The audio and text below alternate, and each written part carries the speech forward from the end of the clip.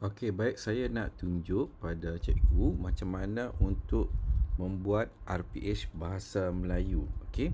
First kali ini adalah paparan menu utama. Okey, kita pergi pada menu ERPH. Kemudian paparan ERPH mengikut bulan Januari, Februari dan seterusnya lah. Klik pada butang tambah. Okey.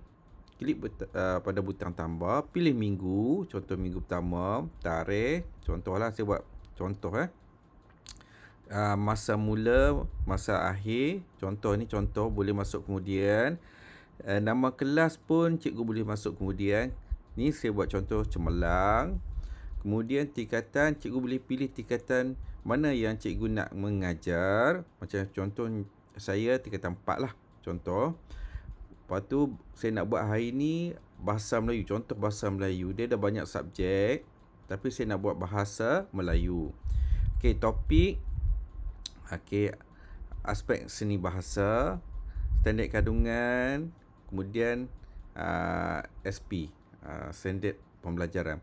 Automatik kurang pada satu saat sistem dah buat RPH untuk cikgu, objektif pembelajaran, kriteria kejayaan, aktiviti PDP, dia ada set induksi, langkah 1, langkah 2, okey, dia ada pembelajaran terbeza, kemudian langkah 3, kemudian penutup. Akhir sekali, siap elemen berentas kurikulum, penilaian kebat, impak, siap dengan refleksi. Kita hanya masuk bilangan pelajar saja.